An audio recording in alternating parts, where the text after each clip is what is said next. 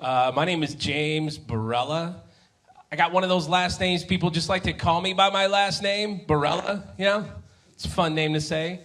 Barella is a name that gets shouted across a police precinct. You know what I mean? Can you hear it? You can hear the chief like, Barella, Scagnetti, my office now, and bring your guns and badges,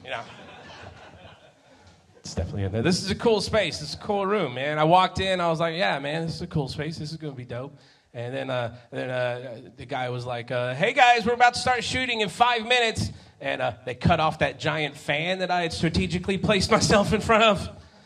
Yeah. So I'm feeling like a lightly boiled frog right now. It's brutal heat this week. It's so brutal. You guys escaping the heat? You guys like going to like the lakes and the streams and the rivers and stuff? Yeah? Hate that shit. I hate all of it. I hate all that shit. I got tricked into going to Savi Island last year to escape the heat. Yeah, you know the nudie beach you got? Yeah.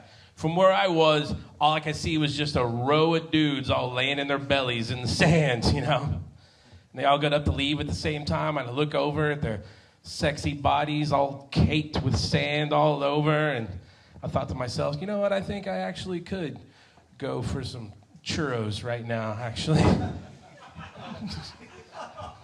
Churro sounds good. For the record, I am Mexican.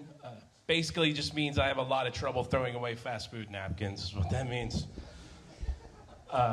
Also means I work in a kitchen. Yeah. And here's the thing, when you're working in a cook downtown, you begin to notice all the things you have in common with the meth heads downtown. Yeah. You're like out back and you're like, cool, man, you got unexplained burns and scars on your arms as well. That's cool. Cool, man. Awesome. Another thing that kitchen workers and meth heads have in common is meth. Yeah. Same dental plan, too. Yeah. Speaking of dental plans, I'm not a dramatic person per se, like I'm normally like a really chill dude, but every once in a while, if I got like a good story, I'm going to sell that story. Like Shakespeare is going to come to bat. I'm going to sell this story. Like the other day, my buddy Hunter came up to me and he was like, hey, Barella, I heard like you had some serious shit go down, man. I heard like you had to go to the hospital and shit, dude. Man, what's going on with you? And I was like, well, not 3 eves ago, I awoke with this pain in my chest. It was a gnawing pain, a clawing pain, like a winter wolf trying to dig beneath the fatty snows of Narnia. And I rose from my chaise lounge and I consulted my consultant, Google. Pain in the chest, pain in the left arm. And Google said to me, the longer you wait, the more damage you could be doing to your heart. So I filled my other one fast as my were-hippo legs could carry me. 6 blocks to the nearest room of emergency. And they checked me in, and they sat me down, and they strapped mechanical tentacles all across my chest. And a man entered. And as I leaned forward to address him, I yelped. I yelped in pain. I yelped in anguish like a white person reviewing a salad bar that did not have pickled ginger. I yelped. And the man spake to me. Oh, okay, it hurts when you move it. You're not having a heart attack. I leapt from my chair, and I tore the wires from my chest, and I thrust him like a cat o' nine tails, and I said, one side, you vampiric sawbones, I must abscond from this wretched apothecary. And he held his stethoscope light into my eyes, and he said, okay, sit back down. And take your wretched credit score back into the pit of shadows from whence it came.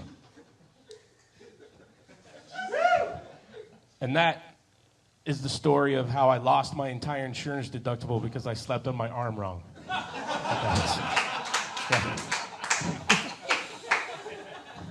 I'll leave you with this, a warning, I guess. There is a cult hiding in plain sight throughout this whole city. Yeah, a cult. When I tell you who it is, it's going to click in your brain like, oh yeah, that's definitely a cult. In fact, if you take the phrase death cult and shuffle the letters around a little bit, it spells Dutch Bros. Oh, can I get the creepiest consumer experience possible, please? Can I get my caffeine fix from a Scientology kiosk? Can we doing that now? Are we doing that? Can I go somewhere where the barista is some rock and roll Mormon who leans so far out the window, it's like she's trying to escape with me? And they always say the same thing, too. It's like, you gonna do something fun today? You doing something fun? You going somewhere fun? You going to a safe place? Sir, are you going to a safe place? Are you going to a safe place, sir? It's hella creepy, man. It makes me weird, too, because like, they're like, you want whip with that? And I'm like, yes, my child, you know? And they gave me access to the secret menu. Yeah. The Dutch Brothers secret menu. The breast milk and OxyContin macchiato is delicious. I'll just say that. And relaxing. Okay, guys, I guess that's my time, yeah?